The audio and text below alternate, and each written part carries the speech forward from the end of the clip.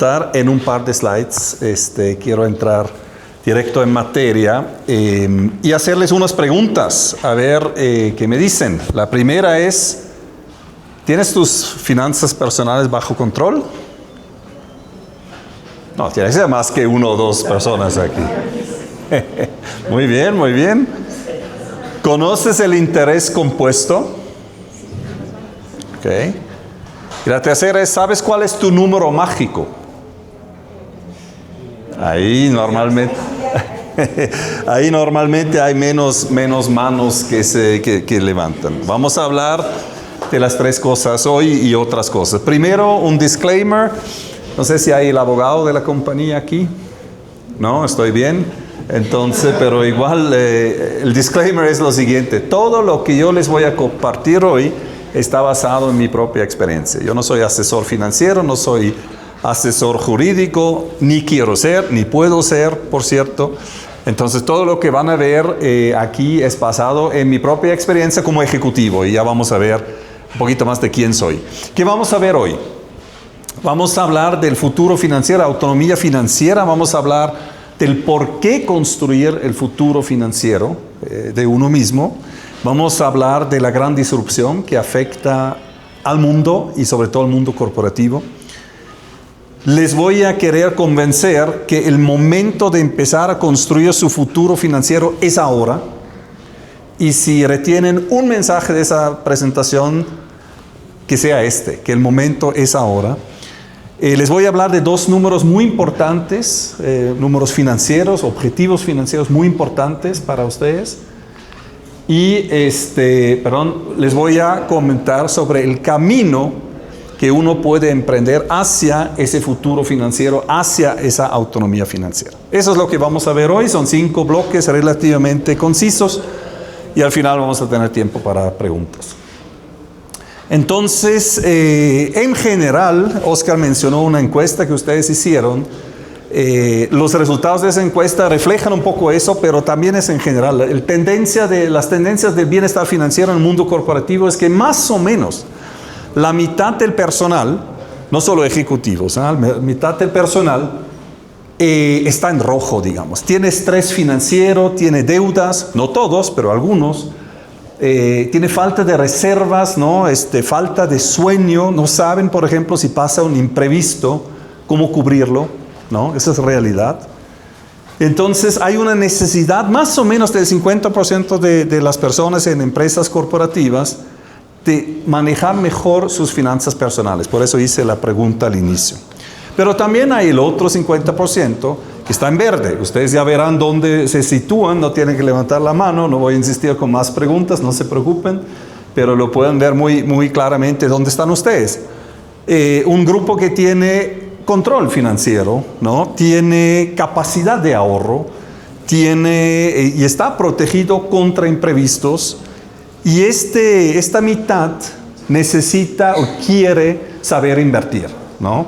Educación financiera es un tema muy importante que todos necesitamos y que nadie nos enseña, ni en el colegio, ni en la universidad, ni en el trabajo, aunque ustedes aquí en SLB, felicitaciones, son claramente vanguardistas en ese tema porque tematizan el tema, ¿no? Esa charla es un ejemplo de esto.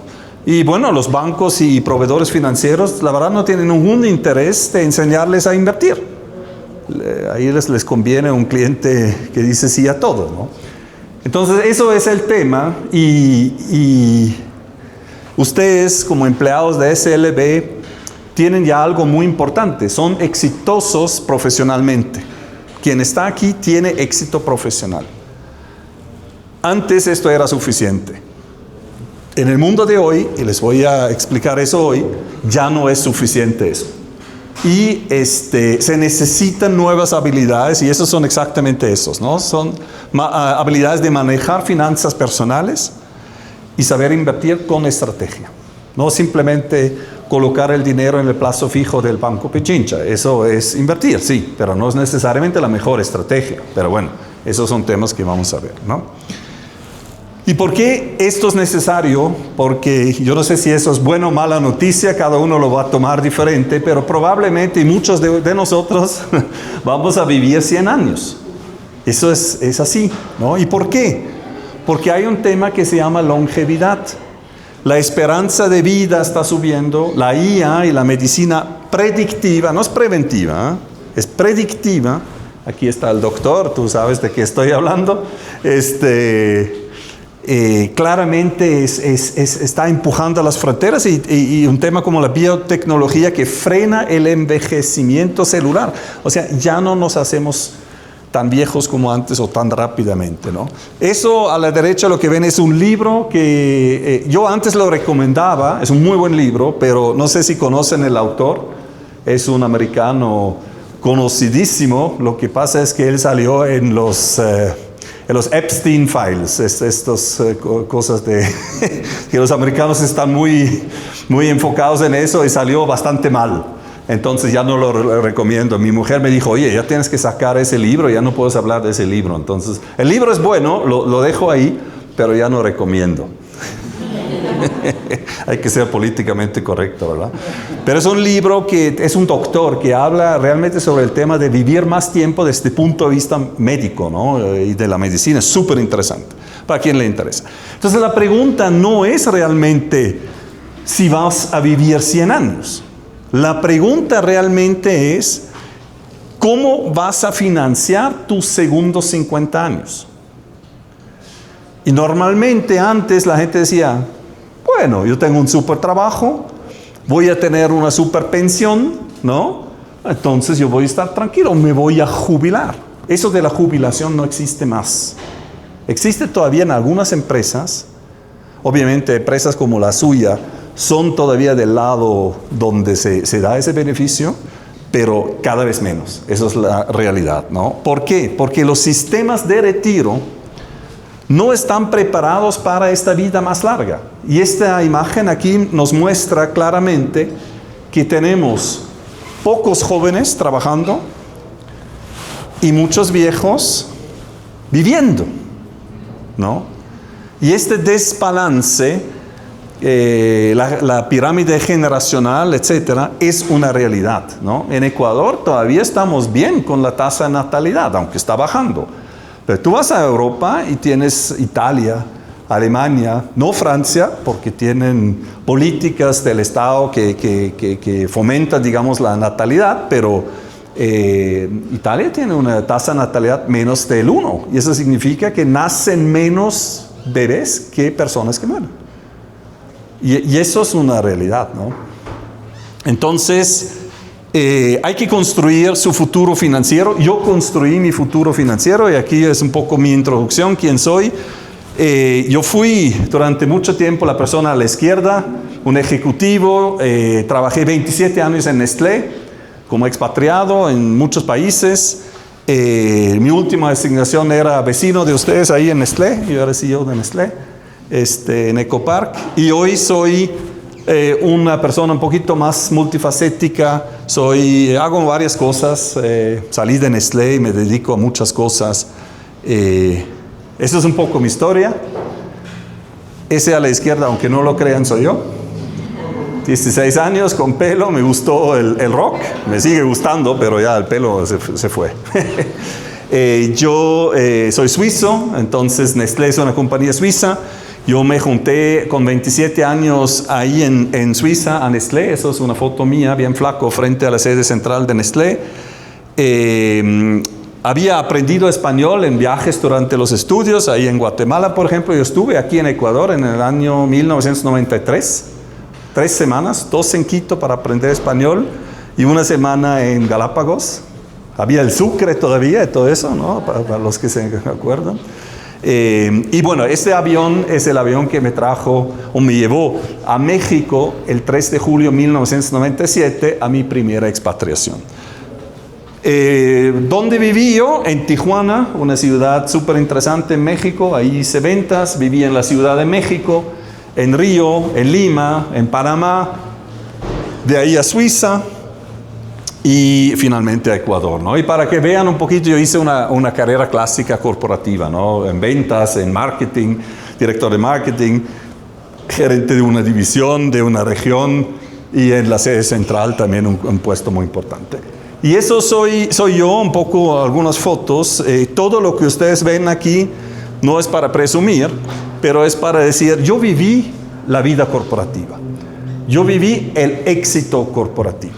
Todo esto son éxitos, ¿no? Salir en la prensa, los rankings Merco, que ustedes seguramente conocen, premios de ministros, viajando con el jet corporativo de Nestlé, algunas cosas a la izquierda, tonterías que hicimos ahí con mucho impacto.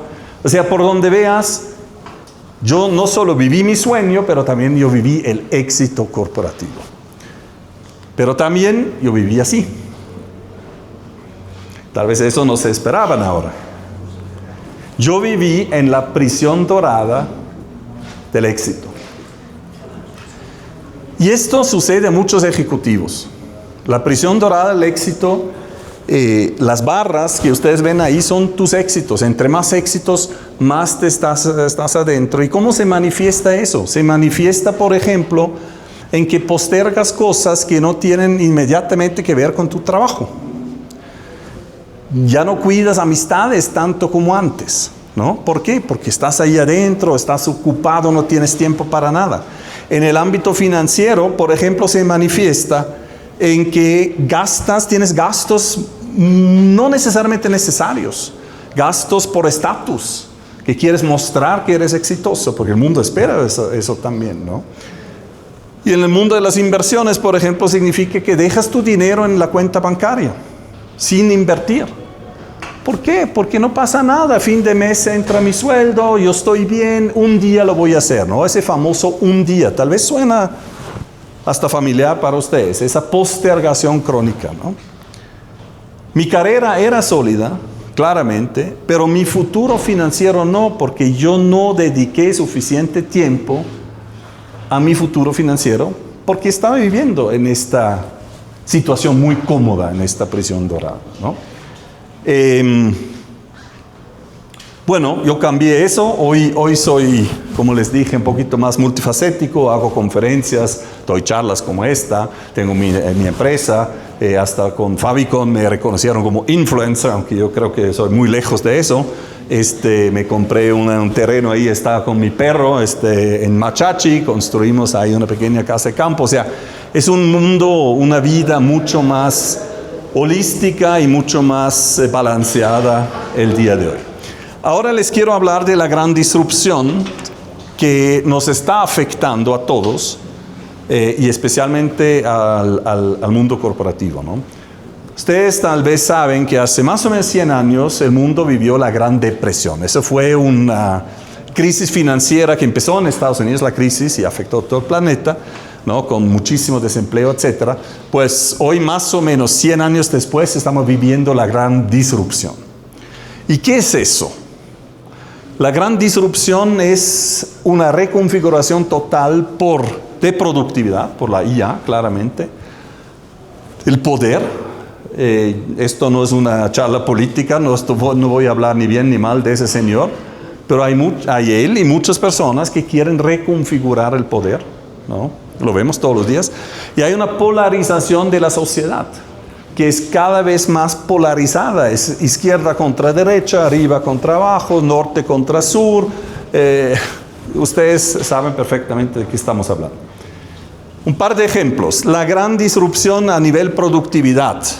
3 noticias que salieron en los últimos meses. La primera, Amazon, ustedes probablemente conocen, aunque bueno, en Ecuador todavía no está, pero es uno de los empleadores más grandes del mundo. Tiene más de 1,5 millones de empleados, ¿ya? Y muchos de ellos son obreros, trabajadores logísticos que muevan cajas, las cajas que si nosotros pedimos algo, alguien lo tiene que mover. Amazon dijo que va a reemplazar 600,000 trabajadores humanos con robots. Eso no es 1 o 2, esos son 600,000, ¿no? OpenAI, que es la compañía de ChatGPT, contrató 100 consultores de McKinsey. Tal vez conocen McKinsey. McKinsey es una consultora muy, muy importante. Contrataron 100 consultores para enseñar a la máquina cómo hacer consultoría. Y también asesores financieros, cómo hacer análisis financiero. Ahora, ese es un problema. ¿Por qué? Lo primero todavía, Amazon podemos decir, bueno, esos son obreros, nosotros no somos obreros, bueno, puede ser. Pero los otros dos sí es un problema, porque muchos graduados de universidades en todo el mundo, su primer trabajo era tradicionalmente o consultor junior o analista financiero junior. Y eso va a desaparecer. De hecho, yo conozco a alguien que es egresado de Harvard, de esa universidad, ¿no?, importante de Estados Unidos, que dice que hoy en día ya, de Harvard, una de las mejores universidades del mundo, solo el 25% de los graduados encuentran trabajo tradicional. No significa que no encuentren trabajo, pero el trabajo tradicional como consultor, como analista financiero ya no existe. Reconfiguración del poder. ¿Se acuerdan de Nicolás Maduro? ¿Todavía alguien se acuerda? Eso fue hace 3 meses. ¿Se acuerdan del escándalo de Groenlandia? Que Trump quería agarrar Groenlandia. Eso fue hace 2 meses. Y de Irán estamos viviendo, ¿no? O sea, hay un montón de cosas que están sucediendo. Y la polarización también, por ejemplo, en Estados Unidos, ¿no?, con estas protestas en Minnesota, que se mató esta persona, René Good. O las demostraciones del fin de semana, hace 2 fines de semana, contra Trump, que no queremos reyes en Estados Unidos, ¿no? Cuando vemos eso, no solo obviamente reconocemos eso, pero quiero reflexionar sobre algo con ustedes. Todo esto aconteció este año. Hoy estamos, ¿qué fecha? El 7 de abril. Todo esto aconteció en 3 meses. Antes esto era noticia suficiente para 3 años o 10 años. O sea, estamos viviendo una disrupción de la forma como vivimos impresionante, ¿no? ¿Y qué significa para las corporaciones? Significa incertidumbre, significa presión, significa disrupción. Ahora que con el tema Irán, yo entiendo que, porque tú me dijiste eso, Alberto, que si sube el precio del petróleo, eso no es necesariamente malo para SLB. Pero para mucha gente es malo, para muchas empresas es malo. Por ejemplo, donde yo trabajaba antes, Nestlé, es muy malo. ¿Por qué? Porque petróleo se usa para fabricar plástico de empaques, ¿no? Y suben los precios. Entonces, en fin, hay mucha presión que se está viviendo. Y esta disrupción se manifiesta en 3 cosas. Reducción de costos. Las empresas buscan y buscan y buscan reducir costos. Ustedes deben de conocer eso. Eso no es una novedad, ¿no? Mucho se automatiza. Antes se decía digitalización, ahora es la automatización. Lo que se puede automatizar se automatiza, y lo que se puede hacer fuera, no nosotros mismos en la empresa, se hace el outsourcing, ¿no? Y ese dato es interesante. Del 2000, o digamos, en el año 2000, el 75% de los profesionales con formación académica, o sea, nosotros, ¿no?, ejecutivos con nosotros, llegó a los 60 años con un empleo estable. 75%. 25 años después es solo el 55%. Y sigue cayendo. Eso es una realidad, ¿no? Yo no estoy aquí dándoles ninguna noticia. Ustedes saben, es una realidad. Y tal vez conocen a Tony Robbins, un motivador americano muy importante. Él dice, pues tu futuro financiero, con todo lo que hemos visto, la disrupción, que hay menos estabilidad, tu futuro financiero no está en manos de tu gobierno ni de tu empresa, está en tus propias manos. Y yo creo que esto es uno de los mensajes más importantes, porque eso significa hay que prepararse. Aunque estés bien hoy, con un buen salario, hay que prepararse, hay que tener esa autonomía financiera, es tan sencillo. Y hay que tenerlo para financiar nuestros segundos 50 años. Y por eso, yo les dije, mi mensaje principal es, el momento de empezar es ahora. ¿Y por qué es ahora? No es porque yo lo digo. ¿Por qué tenemos que tener sentido de urgencia para salir de esa prisión dorada y comenzar a movernos financieramente? Los quiero hablar del interés compuesto. Cuando hice la pregunta, la mayoría levantó la mano. Ahora vamos a ver un poquito cómo es realmente ese valor del tiempo. Se dice que Albert Einstein, ese científico premio Nobel súper conocido, dijo eso del interés compuesto. Probablemente no lo ha dicho, pero sí me parece, va por ahí. El interés compuesto es la 8ª maravilla del mundo. ¿Cómo funciona? Básicamente, es cuando tu dinero trabaja para ti. Con una inversión inicial, un monto que tú pones, que crece a través, luego puede ser también periódico, o sea, ahorros periódicos, pero es una inversión que crece a través de intereses durante el tiempo, ¿ya? Y eso todo el mundo entiende hasta que realmente lo entendemos, ¿no? Esto es un gráfico que muestra una inversión de $100,000 inicial. Digamos que alguien tiene $100,000 de ahorro y los pone a invertir. Además ahorra $1,000 al mes, recibe un retorno de 6% durante 20 años. Y miren qué pasa ahí. Después de 20 años, el capital, tus $100,000 y lo que tú ahorras, representa $340,000, pero lo que este capital generó son $435,000, más que duplicado. Si vemos los primeros 5 años, la parte azul oscura, o sea, los retornos, la verdad, no son tan interesantes. Pero si vemos los últimos 5 años, ahí sí. Eso es el interés compuesto. Y lo que, claro, si ponemos aquí 10% de retorno en vez de 6%, sería más exponencial. Pero hay que ser realista. Pero lo que les quiero llamar la atención aquí es el número de años. Entre más tiempo tú dejas tu dinero trabajar, y lo dejas, no que saco un poquito para ir de vacaciones y, ¿no? La graduación de mi hija y tal, no, lo dejas ahí, más retorno vas a tener. Por eso el momento de empezar es ahora. Entre más temprano empezamos a invertir, ya veremos cómo, pero mejor, ¿no? Y eso es el interés compuesto. Hay también la regla del 72. ¿Quién conoce la regla del 72? Eso es un poquito más específica. Eso es súper interesante. Esa es la fórmula. Si tú divides 72, el número de 72, por la tasa de interés que tú logras anualmente, te da el número de años que necesitas para duplicar tu dinero.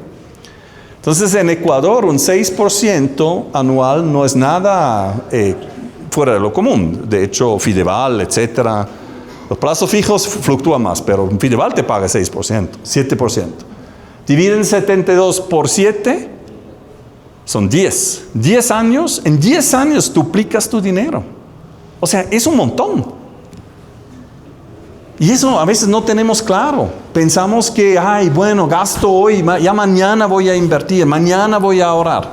Cada día que no ahorras, que no inviertes, pierdes interés compuesto, ¿no? Eso creo que es muy importante. Por eso el momento es empezar ahora, y hasta los pros como Warren Buffett, que tal vez han escuchado a él, es un inversionista súper conocido en Estados Unidos, me dice, mi riqueza proviene sobre todo del interés compuesto. Invertir y dejar producir. Por cierto, el plazo fijo no es un buen instrumento para eso. Te paga un interés decente, pero ustedes saben cómo funciona. Tú metes el dinero por un año y no lo puedes tocar, y en un año te lo devuelven más ese 5 o 6%, ¿correcto? Pero ¿qué hace la gente? Dice, gané 5%. Si son digamos $10,000, gané $500. Los voy a gastar. Me lo merezco. Sí, yo digo que no digo que no. Pero eso hay que evitar. Hay que dejar, porque ahí cortas la composición del interés, ¿no? Hay que dejar ese dinero y los retornos a trabajar para ti, ¿ya? Ya después vamos a ver un poquito más sobre esto. El momento de empezar es ahora. Eso es el mensaje principal que yo les quiero dar. Vamos a hablar de 2 números importantes, y yo conozco, como ustedes han visto, muy bien el mundo corporativo, y yo sé que como ejecutivo corporativo necesitamos objetivos, ¿ya? Siempre queremos un objetivo, o nos ponen un objetivo. Entonces aquí están 2 objetivos. Pero primero quiero hablar un poco de esa montaña. Ya la han visto en varios de mis charts, ¿no? Eso, primero, yo soy suizo, país de montaña, igual que Ecuador. Y 2,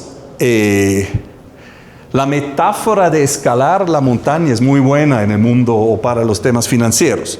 Y aquí dice, por ejemplo, gestionar tus finanzas personales es como escalar una montaña desafiante. Claramente esa montaña es desafiante, ¿verdad? Y tú dices, pucha, ahí yo nunca voy a poder subir. No, sí puedes, poco a poco. Y vamos a ver qué se necesita. Se necesitan 3 cosas. Éxito profesional, ustedes ya tienen. El hecho que están trabajando para una empresa de ese nivel, multinacional, mejor nivel posible, como SLB, check. Siéntense orgullosos, cómodos, contentos. Ustedes son exitosos profesionalmente, pero no es suficiente. Según la encuesta que hemos visto, hay una gran parte de la población de SLB que necesita seguridad, que no tiene seguridad financiera. Vamos a ver de qué se trata. Y la otra mitad, los verdes, digamos, quiere y puede aspirar a autonomía financiera. Y eso les quiero hablar, porque eso es muy importante. Aquí está la encuesta. 50% dice, eso ya es el SLB, ¿no? De esa encuesta que Oscar habló, que no hay tranquilidad, que falta tranquilidad, que hay deudas, poco o mucho, no importa, hay deudas, y no hay liquidez para imprevistos. Y imprevistos hay, la vida es así, la vida presenta imprevistos. El 50% no tiene dinero suficiente para esto. Entonces, primero necesitamos hablar del número de seguridad. Ese número de seguridad es como el campamento base. La base que te da la protección, ahí vas, te instalas y a partir de ahí subes. No vas de frente subiendo, ¿no? Es la base que te da protección. Es cuánto dinero necesitas para cubrir imprevistos y emergencias. Eso es muy particular para cada uno. Pero 50% normalmente no tiene ni eso. Y entonces si pasa algo, se tiene que endeudar. Y la deuda es lo peor. Es lo peor. Es el número de seguridad. Concretamente, hablamos de un fondo de emergencia que cada uno de ustedes debería de tener de 3 a 6 meses del nivel de sus gastos. Ya pueden comenzar a hacer sus cálculos. Probablemente sus gastos son mayores que piensan, pero cuando tú tienes un fondo, si tú tienes un monto en dinero disponible que cubre 3 a 6 meses de tus gastos, te da seguridad, te da tranquilidad, te da protección ante imprevistos y es tu primer logro financiero. Eso también es importante. Uno construye logros y se siente bien. Eso no es tan difícil. Y es el primero que hay que hacer. Digamos, si logramos nuestro número de seguridad, check, tenemos seguridad financiera. Y ahora queremos, podemos y debemos aspirar a algo más, que es la autonomía financiera. Y eso también tiene un número. Bueno, cuando tú tienes arriba eso resuelto y tienes seguridad, tú puedes, o sea, tienes tu fondo de seguridad, tú puedes, y tienes una cierta resiliencia financiera, y tienes paz financiera y puedes aspirar a más. Y para eso está el número mágico. ¿Se acuerdan que les pregunté al inicio que nadie sabía qué es el número mágico? Eso es el sueño, es la visión, es la libertad.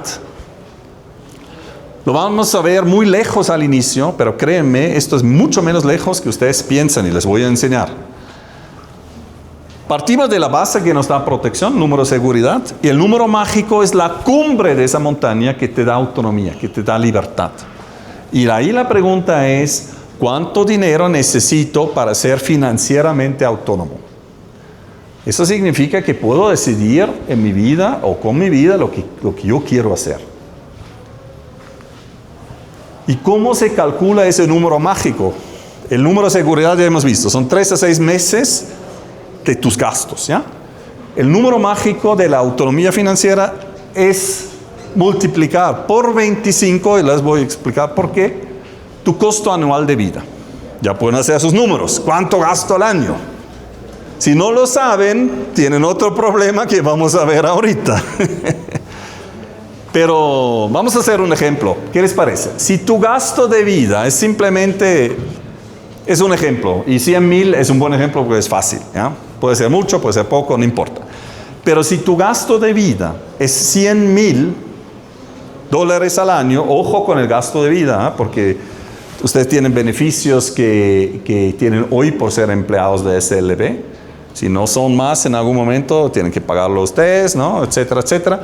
Pero si tus gastos son 100,000 al año, tu número mágico es 25 veces 100,000, 2.5 millones de dólares. Si esto les parece absurdamente alto, no se preocupen, es un ejemplo, lo podemos hacer con 10,000 también, ¿ya? O con 50,000 o lo que sea. De hecho, la fórmula es 25 veces tu gasto de vida y eso te da, ¿qué? ¿Qué es ese número de 2.5 millones o el de ustedes? Eso es el patrimonio necesario para generar retiros de 100,000 cada año, los que tú necesitas para vivir en ese ejemplo, sin consumir el capital. O sea, si esta persona que gasta $100,000 al año tiene 2.5 millones de dólares en el banco, que le paga más o menos 4% neto, puede vivir toda su vida sin otro ingreso, sin un empleo. ¿Ah? ¿Por qué 25? Porque 100 dividido por 4 es 25. Es una teoría financiera que no inventé yo, hay la fuente ahí abajo, lo pueden ver. Pero lo que pasa, lo que sobre todo les quiero decir es que ese número, primero, no es un ejemplo, y número dos, puede parecer muy lejos. Pero si sabemos ahorrar y generar cash flow personal, y si sabemos invertir, esta brecha, y si tenemos el tiempo, si tenemos 10, 15 años para hacerlo, para construirlo, este número se puede lograr. Claro, si tú tienes un gap, una brecha enorme y tienes 3 años antes de querer jubilarte, no lo vas a lograr. Por eso tenemos que empezar lo más temprano posible. Si logramos eso, tenemos el éxito profesional que ustedes ya tienen, la seguridad y la autonomía financiera. Y esto es el tema de la montaña. O sea, escalar esa montaña es difícil, pero cuanto antes empieces y mejor te prepares, más rápido conquistarás la cima. Si no intentas, no lo vas a lograr. Si no te preparas y si no aprendes, por ejemplo, educación financiera, si no ahorras, va a ser difícil. Y aquí siempre hago una pregunta. ¿Quién de ustedes, o hay alguien aquí en la sala que ha subido al Cotopaxi? Ya, siempre hay uno. Dos. Muy bien, eso cuenta también. En Ecuador no es posible hacer esa pregunta sin que alguien diga yo. Yo lo intenté también y bueno. Pero bueno, tú lo lograste, tú estuviste arriba. Sí. Ya. ¿A qué horas empezaste el ascenso? 1 de la mañana. 1 de la mañana. Muy temprano. ¿Por qué no a las 6, 5, 5:30, tomas un cafecito y... ¿Por qué? La nieve no está consolidada, compacta. En el alpinismo o andinismo hay que subir muy temprano, porque no solo tienes que subir, tienes que bajar también. Y hay gente que dice que la bajada es más difícil que la subida.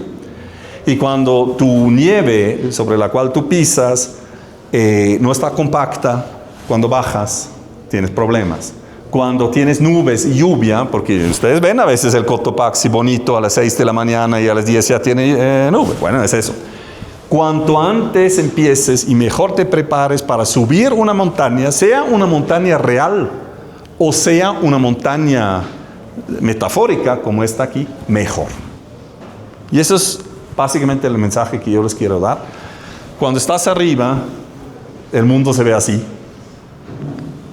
En mi caso, el mundo se ve así. Soy dueño de mi agenda, puedo hacer cosas que antes no podía hacer y es bien interesante. Y ahora ustedes me van a decir, bueno, muy chévere, ahora entendimos, tengo que empezar ya, tengo una brecha enorme, ¿cómo hago? Eso es lo que yo quiero en los próximos 10 minutos enseñarles o compartir con ustedes, basado en mi propia experiencia. Camino hacia tu autonomía financiera. Tiene 3 pilares. Número 1, cambio de mindset. Número 2, generación de cash flow personal. Eso suena bien chévere. Es otra palabra para ahorrar, que nadie quiere escuchar esa palabra, por eso yo lo llamo cash flow personal. Y invertir con estrategia. Cambia tu mindset. necesitamos adoptar una mentalidad de crecimiento. Tenemos que tener un propósito personal. Yo pensaba, mientras que yo estaba En la prisión dorada, yo siempre pensaba, propósito. Mi cabeza es mi propósito. Un propósito tiene que ser mucho más amplio que aquí cae. O hay gente que dice, mi propósito es mi familia. Discreto. Mi familia es parte de tu propósito, pero propósito es qué quiero lograr en la vida, qué impacto quiero tener. Eso es muy importante tenerlo claro. Pensando en grande, tener energía, vitalidad y sentido de lo que es. ¿Verdad? ¿Reconocen ese presidente de Estados Unidos? JFK, John F. Kennedy. Él, en el año 61, creo que fue, o 62, dijo a la nación de Estados Unidos, vamos a ir a la luna y lo vamos a hacer en esta década. Pensó en grande, retó a su país y lo lograron. En 69 aterrizaron en la luna y bueno, ustedes están siguiendo Artemis 2. No, estamos volviendo a eso. Entonces, pensar en grande libera y moviliza un montón de fuerzas a nivel sociedad, a nivel corporación, pero también a nivel personal. Y hoy hay otro que propone algo tremendamente ambicioso, es Elon Musk, y quiere ir a la luna, al Marte. ¿Lo vamos a lograr? Yo estoy absolutamente convencido que sí. ¿Cuándo? No lo sé. Artemis 2, por cierto, es parte de ese programa y además. Eso lo vamos a pasar. Es importante tener vitalidad, energía, y es importante tener sentido de urgencia. No postergar todo para mañana. Mañana empiezo, ya sé. Ay, la charla de Suizo hoy estuvo bien. Yo sé, tiene razón. Mañana empiezo. No, empiecen hoy. Ese es el mensaje más importante. Sistema de cash flow personal. Eso es muy importante. Gestiona tu estado de pérdidas y ganancias personal como un CEO. Eso es curioso. Los ejecutivos somos muy buenos en lo que hacemos. Y muchos de ustedes tienen algún control de números, ¿no? Trabajan con Excel, trabajan con esto, los presupuestos y tal. Son muy buenos. Pero en nuestra vida personal, pocas veces lo aplicamos. Pocas veces. ¿Quién de ustedes hace un seguimiento mensual de sus gastos? Ok, es 25%, me sorprende porque normalmente hay menos que excitación, puede ser. Hay menos manos levantadas. ¿Qué será eso? Estos son los hobbies de gente real que yo encontré en mi carrera. Uno te dio varios caballos para saltar. Otro le encantaba volar helicóptero. ¿Saben cuánto cuesta una hora de vuelo del helicóptero? $3,000 para mí.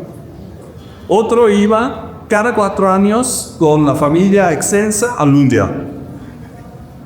O cada año a Canadá a esquiar.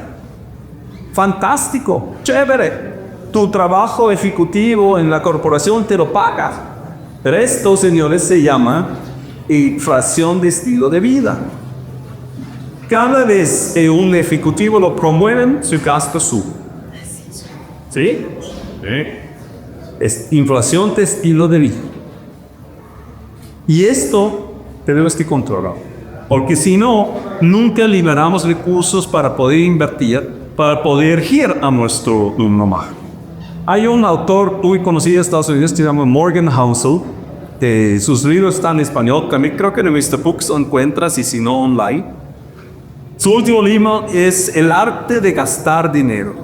Y él habla de cómo optimizar tus gastos sin que sientes que estás gastando menos o estás sufriendo. Porque su principal teoría o consejo es gasta según tu propósito, no tu estatus. ¿Se acuerdan que les dije que es importante tener un propósito? Si tú haces lo que yo hice con mi primer bono, estamos hablando hace 20 años, mi primer bono, yo gané $5,000.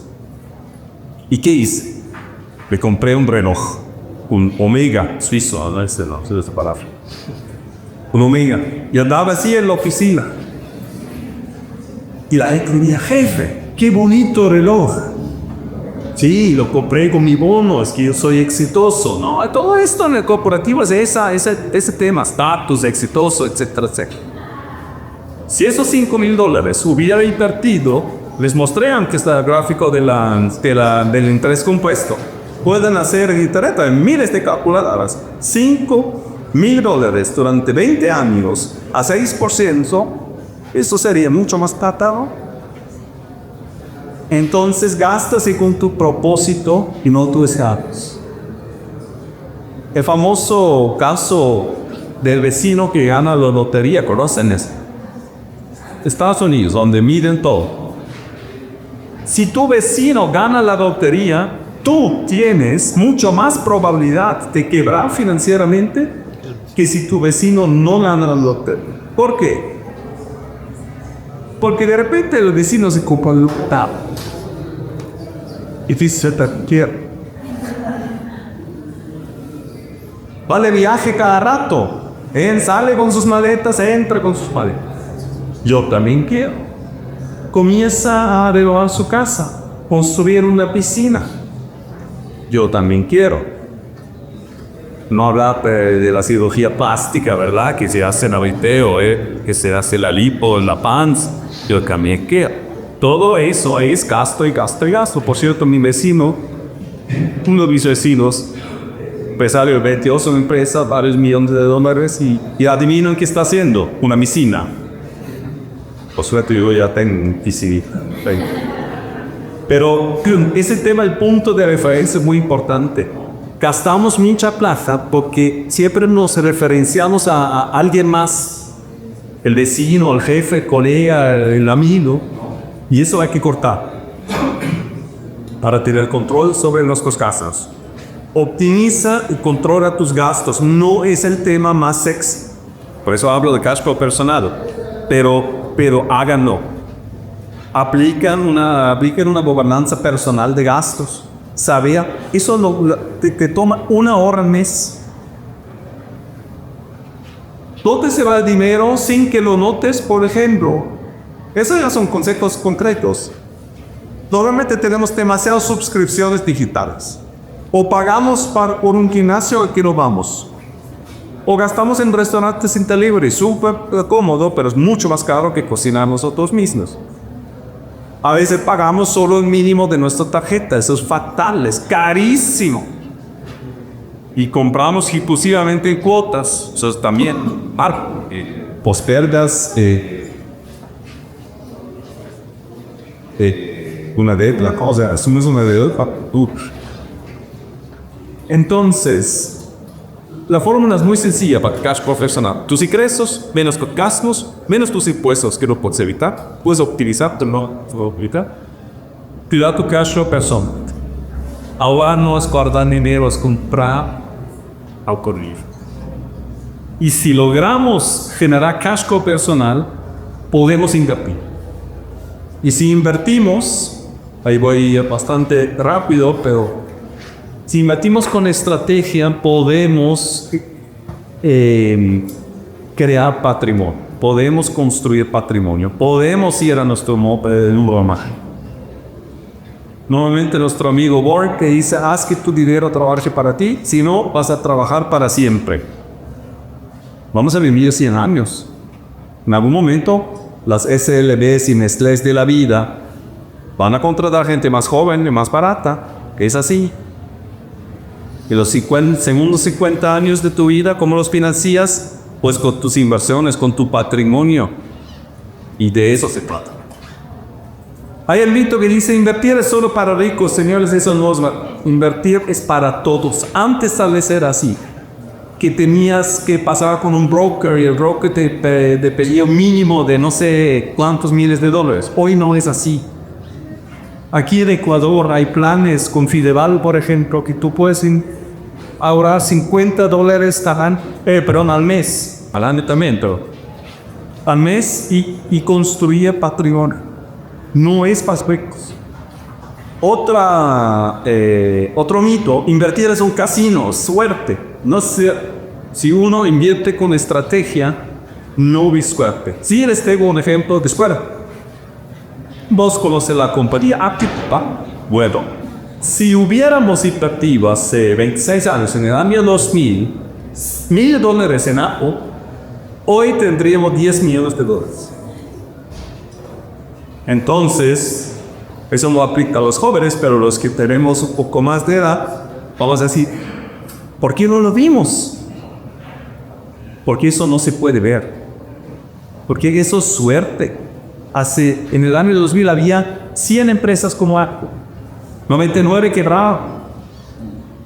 Invertir no es tener suerte, adivinar. No es casi. Invertir es aprender a saber qué hacer. Y es seguir 3 principios claves. Y quiero ir bastante rápido porque son bastante se explican por sí solos. Primero, riesgo y tiempo. Ya les hablé en el sentido de urgencia. Otra vez, creo que es la 5ª vez que les digo, empiecen ahora. Por algo será. Invertir en la bolsa es la mejor decisión. No invertir en una empresa de un amigo, una idea de un amigo, un esquema que me dijeron por ahí. ¿Por qué? Porque la bolsa siempre sube a largo plazo. Ustedes pueden invertir en la bolsa afuera. Sí, hay que pagar el ISD, pero a partir de ahí pueden invertir ahí. En la bolsa ganas a la inflación, la liquidez es inmediata, puedes vender si necesitas dinero. Si tú inviertes en el negocio de tu amigo, no puedes invertir, no puedes liquidar, venderlo tan rápido, ¿no? Hay mucha regulación y poco fraude. La bolsa siempre sube, esos son los últimos 3 años. Sí hubo problemas, en la crisis del dot-com, los años 2000, la crisis financiera del 2009, la pandemia, sí, siempre hay bajadas. Pero si pierdes visión a largo plazo y dejas tu dinero trabajar para ti, la bolsa sube. El riesgo es amigo o es enemigo. Porque uno dice, no, en la bolsa hay riesgo. En la bolsa hay riesgo a corto plazo. Pero por eso diversificas. ¿Esto qué es? Una canasta con huevos. ¿Qué pasa si tú andas con esa canasta y te caes? Si se te cae el piso, ¿qué pasa? La mayoría de los huevos se rompen, ¿cierto? ¿Cómo te proteges contra eso? No te vea todos los huevos en la misma canasta, como dice el dicho. ¿Ah? Es eso. La regla del 30%. Entonces no inviertes todo en una inversión que puede ir mal. Sí puede ir mal. Una empresa puede quebrar. Apple fue bien, pero nos quebraron. Entonces lo distribuyes. Lo distribuyes, por ejemplo, en diferentes bolsas. En Estados Unidos, en Europa, en Asia. Lo distribuyes en diferentes sectores, algunos en tecnología, algunos en farma, algunos en consumo, ¿no? Siempre dividiendo en 3. La regla del 30%, por cierto, la regla del 30%, 30 más 30 más 30 es 90, y el otro 10, tu fondo de emergencia, para protegerte. Muy bien, el segundo tema es en qué invertir. Eso también salió en la encuesta. Hay un montón de potenciales situaciones. Aquí vemos algunos. Hay acciones, hay bonos, hay oro, hay arte, hay obviamente bienes raíces, hay Bitcoin. Seguramente alguien de aquí está invirtiendo en Bitcoin. Hay gente que invierte en relojes, ¿no? ETFs. Los cuatro activos más aptos para construir tu autonomía financiera son estos acciones, que son participaciones en empresas. Si tú tienes una acción, tú eres dueño de una pequeña parte normalmente de una empresa. Bonos son préstamos a empresas que te pagan interés y al final se te repagan. ETFs son grupos de acciones, vamos a decirlo así, grupos de acciones que distribuyen el riesgo de una forma muy elegante, son muy baratos y tienen raíces. También estoy seguro muchos de ustedes aquí tienen algún bien raíz, porque eso es históricamente o tradicionalmente lo que más queremos invertir. Si analizamos estos 4 diferentes vehículos, ¿no? Acciones, bonos, ETFs y bienes raíces, con estos 4 criterios, sin entrar en detalle, vemos que quien realmente gana es el ETF.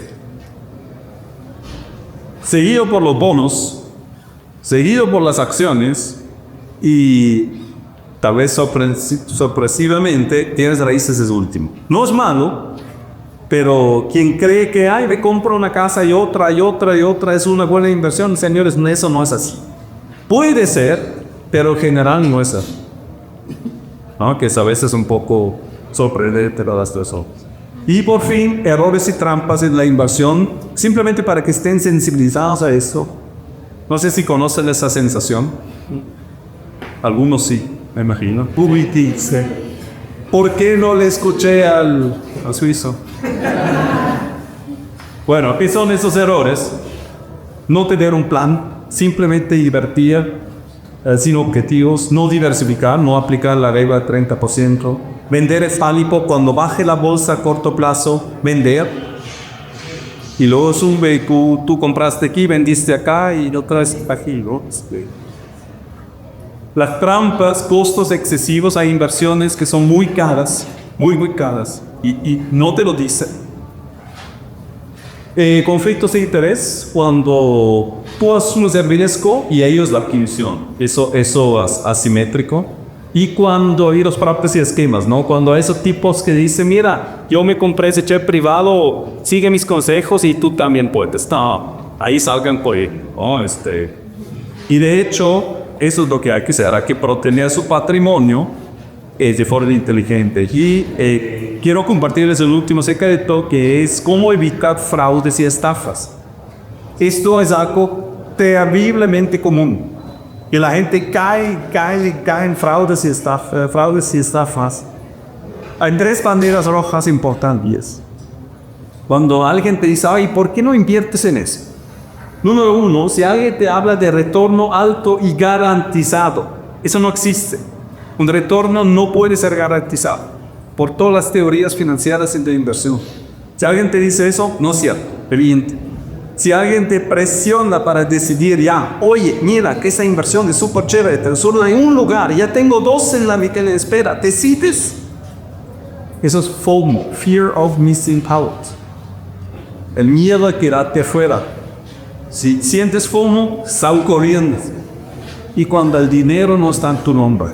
Si yo les digo, oiga, ya saben, no sé bastante inversión, pásenme tu plata y yo lo invierto para ustedes. Ese momento su plata está perdida. La plata siempre tiene que estar a su nombre. Ustedes tal vez conocen al tipo Bernie Madoff.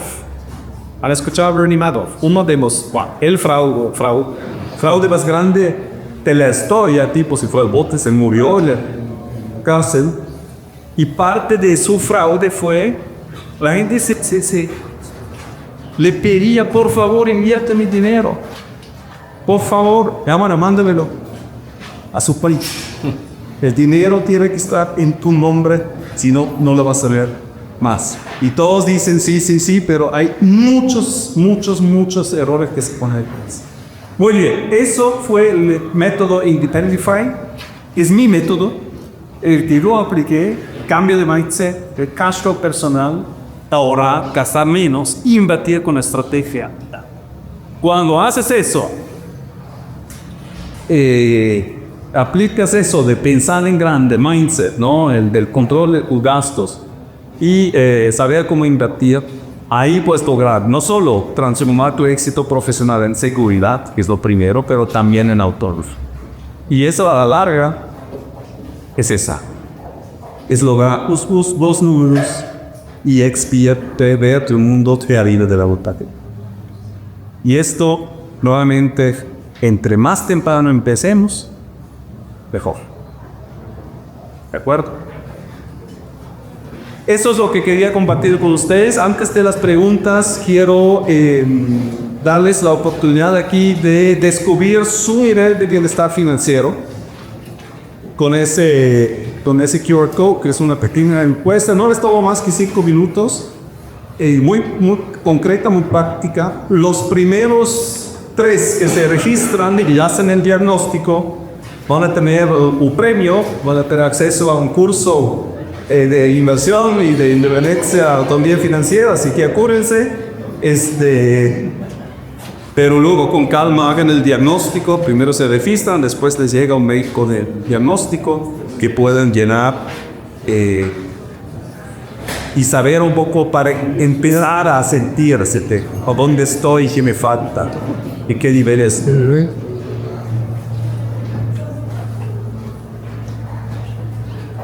Así que Oscar, vamos para preguntas, si es que... Sí. Bueno, muchas gracias, Christoph. Excelente charla. Gracias por compartir todo esto. Antes de dar paso a las preguntas, quisiera compartirles algo de la encuesta que creo yo le queda como anillo al dedo a lo que nos explicó Christoph. Nosotros dentro de SLD tenemos algunos beneficios. Y de hecho no es mío el ejemplo, no es un ejemplo compartido de la encuesta. ¿Cuál fue? Les voy a compartir. Con los que somos ecuatorianos y que ahorramos acá, recibimos algo que se llama las utilidades. ¿Sí? Yo estoy en SLD, gracias a Dios, 10 años. ¿Sí? Es decir, cuando yo tenía 31 años. O sea, yo hacía el ejercicio y esta persona lleva invirtiendo sus utilidades 10 años. Soy ahorita en la rasco, por la que me chata. Sí, sinceramente, para invertir, y, sabes, pues un long term y es un value y investing. ¿Qué opinas de la plataforma Happy? Y a través de hacer un análisis a través de la web Phoenix, donde te presenta el famoso HeatMap, tú puedes sacar el ROI y todos esos indicadores para saber cuáles empresas debes invertir, ¿no? No hubo un tema de eso. Y lo otro, pues, un consejo para todos, no actuar con emociones, porque a veces pagan las acciones y uno se empieza a desesperar. Eso no es una buena práctica. Muchas gracias. Sí, de acuerdo, gracias. Hay más o menos, solo en el mundo occidental, o sea, sí, la China y todo eso, hay más o menos 3.000 plataformas para invertir también, ¿ya? Happy es una de las más conocidas, ¿no?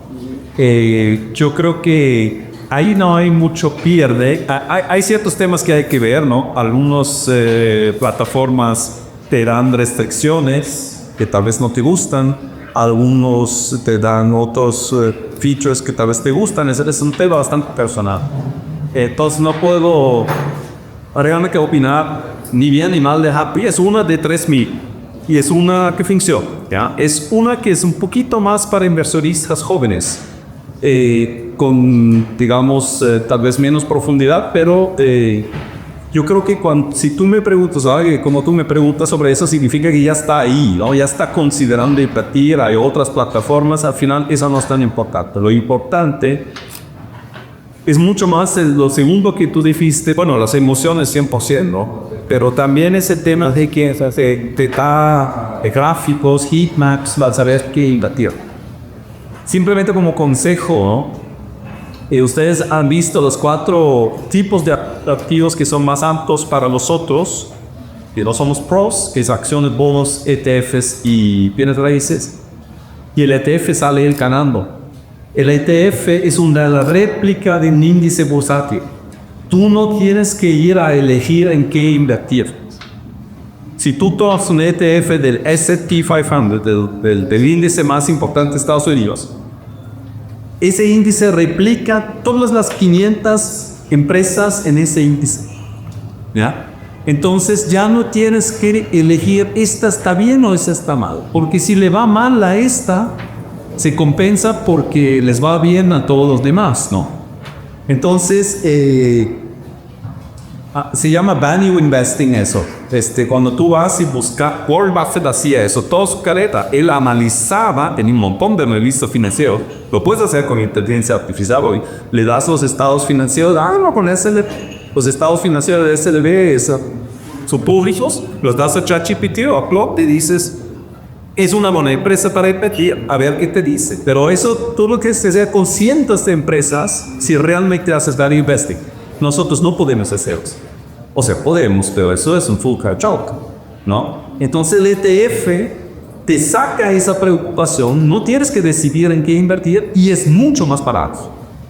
es muy barato. Entonces, muchos inversionistas como nosotros van por el ETF. Por eso yo recomiendo, miren todo eso, el ETF es más cómodo. Tampoco recomiendo, hablando de emociones, de meter todo tu dinero en un solo ETF.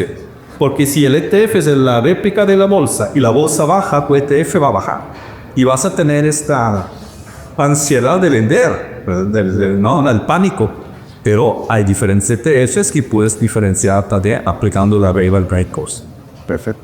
Gracias. ¿Te contesté? Sí. Muchas gracias. Yo, Elisua, ¿qué opinas de reacciones que ofreces acá en Cualubica y esas?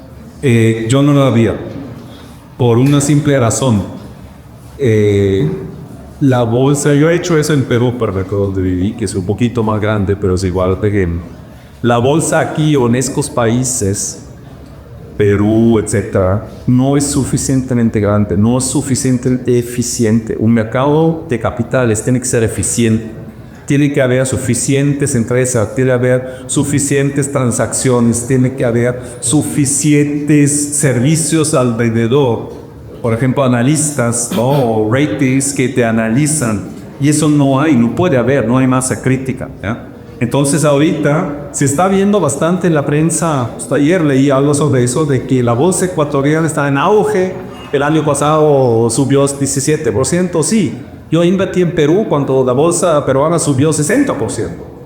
Pero es sobre una base muy pequeña. Se te puede ir también de ese lado. No es solo al plus 60, pero también menos 60. Entonces yo no haría eso. Si alguien de ustedes dice, bueno, yo por diferentes razones, ¿no? Os conozco todas las razones, pero no quiero invertir en Ecuador. Muy bien, pero no iría a la bolsa en Ecuador. Yo iría a productos como fondos de Gideval, por ejemplo, otros que ofrecen eso, ¿no? Con el peor de los casos, plazo fijo. Pero ahí no corre el riesgo de que ¿sabes? Ahí, cuando tienes poco volumen, una transacción fuerte puede impactar la cotización de una empresa. Una bolsa tiene que ser grande y eficiente. En América Latina hay dos. La de México y la de Sao Paulo, y a comparación internacional todavía son de ese tamaño. Es mi opinión, ¿no? Sí. Christoph, bueno, gracias por la charla. Realmente es súper interesante. Mencionaste Fideval, es la segunda o tercera vez que lo mencionas, pero lo mencionaste, al inicio lo mencionaste justo cuando hablabas de el interés compuesto. Sí. Ofrece Fideval, no los conozco, nunca he tenido la oportunidad de revisarlo, esa herramienta como tal, al que quiera invertir en este momento como para comenzar a colocar el dinero para inversión de ese tipo de interés compuesto. De hecho, bueno, Fideval y otros. Yo tengo dinero invertido con ellos, por eso sé cómo funciona y qué fácil es. Ellos tienen un fondo que invierte no en acciones de empresas ecuatorianas, pero en bonos de empresas ecuatorianas, y eso sí es interesante. Y tú les das dinero y ellos con ese dinero invierten según el fondo que tienen. Y esas empresas, bonos de esas empresas, cada año pagan un interés, y eso es la rentabilidad del fondo que al final tú recibes. O sea, la pregunta la hago porque no estoy pensando, tengo 56 años, ahora más que nunca tengo que comenzar más allá de eso, pero lo pienso más en mis hijos, o sea, están recién comenzando en la etapa laboral. Lo mismo. No, por eso, pero es un poco para que ellos vean apuntado a ese futuro, ¿no? Fondos es que tú metes dinero y lo dejas ahí. Claro. Tú vas a recibir cada mes, te mando tu estado de cuenta con tu retorno, etcétera, pero lo dejas ahí. Y esto es el interés compuesto. Lo puedes hacer si quieres disciplina, también con plazo fijo. Tú metes 10,000, recibes 10,500 después de 5%, después de un año, pero entonces haz un nuevo plazo fijo con 10,500. Claro. No con los 10,000 y los 500 que gané voy a gastar. Sí. Es más un tema de aquí. Sí, es un nice. Pero hay instrucciones en el cual. Ok, gracias. Lo más importante, primero, eso es muy individual, muy individual. Yo que tengo gente, conozco clientes que dicen, tengo 50% de mi dinero en Bitcoin, porque yo estoy seguro que Bitcoin va a ir a 1 millón. Bueno, si va a 1 millón, el tico está feliz. Y si no, ok. Es muy individual. Número 2, lo más importante es tener un plan de inversión claro y escrito para tus objetivos. ¿Para qué quieres invertir? Es diferente si tú tienes 35 años y tus hijos hacen y quieres financiar su universidad en 15 años o 18 años. Y si tienes 56 años como yo, tus hijos ya están solos y es diferente. ¿Cuánto riesgo estás dispuesto a asumir? Porque siempre hay riesgo, o no hay una vacación sin riesgo. Eso depende que también tu horizonte de tiempo. ¿A cuánto quieres invertir? Si puedes invertir a más tiempo, puedes asumir más riesgo. Por ejemplo, se dice que acciones son más riesgosas que bonos a corto plazo. Entonces hay una fórmula que dice 100 menos tu edad. ¿Cuántos años tienes? Ok, 100 menos tu edad.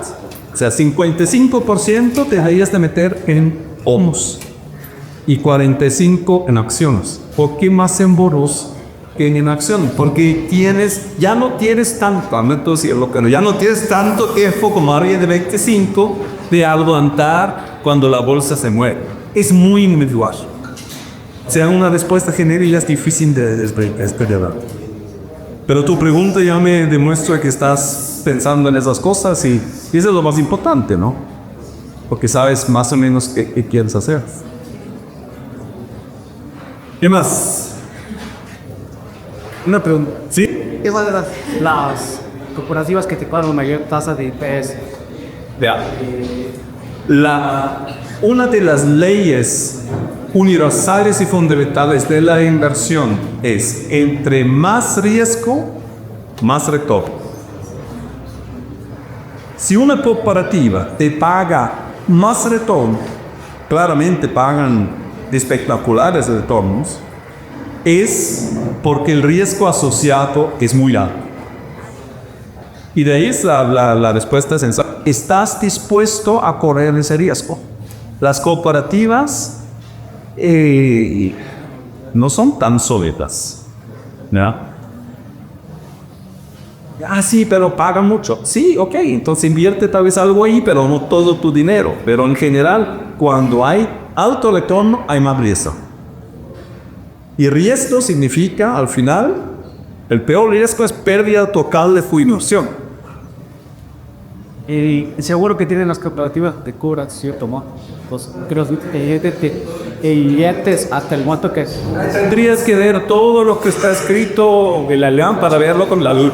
O sea, hasta qué nivel de inversión te cubren, bajo de qué condiciones. Luego viene una pandemia y después uno quiebra y dice, pues eso es con fuerza mayor y no te paga nada. O sea, le puedes dar vueltas lo que tú quieras. Entre más retorno, más riesgo. Y tú tienes que saber si estás dispuesto a asumir ese riesgo. La discusión en Tailandia de se tiene. ¿Y ves?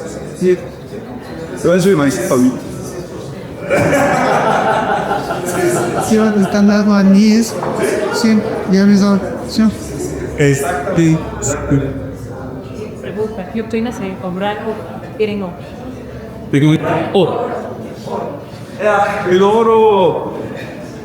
El oro es, hay otros commodities, ¿no? Hay plata y tal. Hay mucha gente que te dicen, el oro es lo más básico. Hay problemas, súmelo. ¿No? Entonces, si tú no confías, hay guerra en Irak, compra oro. Yo no compro eso. Yo creo que hay es mucho más complejo ese tema. Y es un tema que yo no entiendo, ¿ya? Porque no tengo tiempo de entenderlo. Hay gente como tú y yo que decimos, una guerra en Irak, le compro oro. Pero hay mucho más complejidad ahí asociado a esta invasión. Es como las monedas, ¿no? Forex. Compro euros. Va a subir el euro, va a bajar el euro. Nosotros no podemos saber. Nosotros ni los posa. Entonces se vuelve especulativo. Yo sí creo que es importante y bueno tener algo de oro en tu portafolio, pero como una estrategia de diversificación. Pero yo no metería 30-40% en oro porque yo creo que va a subir. Eso es especulativo y puedes ganar mucha plata, pero también puedes perder mucha plata. Y el oro es un poco así. Y no sabes, ¿no? Una empresa, si tú ves SLB, como una escuela el año pasado, ¿cómo el management ve que va a ir este año? ¿Van a aumentar las utilidades o no? Eso es más objetivo que un oro que pues no sabemos. Pero invertir yo en activos para rentar. Ese tienes a ese sí. Eso es lo clásico que se hace. El tema es que tienes que hacer un análisis muy honesta. ¿Cuánto te deja al final? Primero, un bien alquilado, depende de los mercados, pero en general no te da más que 4% neto. Y eso no toma en cuenta todo el tiempo que tú tienes que meter.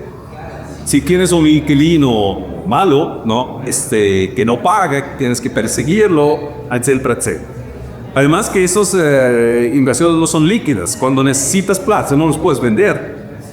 Si alguien sabe, tú vendes un deco porque necesitas plata, inmediatamente te mueve el precio bajo. Entonces, yo creo que, mi opinión personal, como complemento a un portafolio de inversiones, sí, pero no te da buena rentabilidad. Yo salí de algunas propiedades y no metí en la bolsa por fin de la base.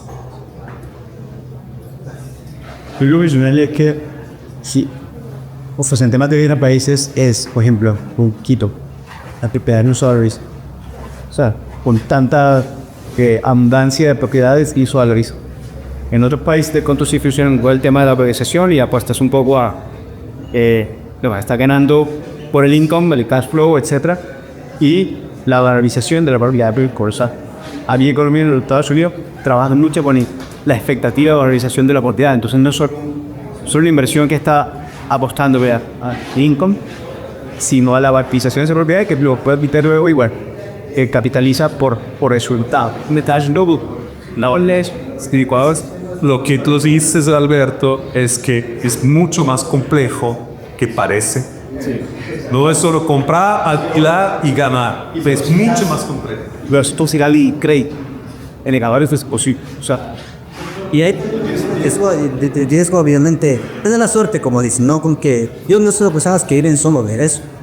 Invierte, o sea, tranquilo, o sea, tiene su activo, que sabe que usted se va a demorar, sabe que esté en la iglesia, Roberto, pero en cambio, sí puede vivir de una. Sí, pero ojo, ahí hay un tema también. Nosotros siempre escuchamos las historias de eso. Nunca las declararía. ¿Cuántos conocidos no habrá que compraron hace 20 años en el Quito Hoteles y que ahora están fritos? Sí, porque nadie más quiere vivir ahí y las propiedades están bajando localmente, todo el mundo va para Cuaco. Que eso también hay que tomar en cuenta. Los amigos y conocidos siempre te hablan de sus éxitos. Nunca les conoces, ¿no? Muy bien. Bueno, muchas gracias.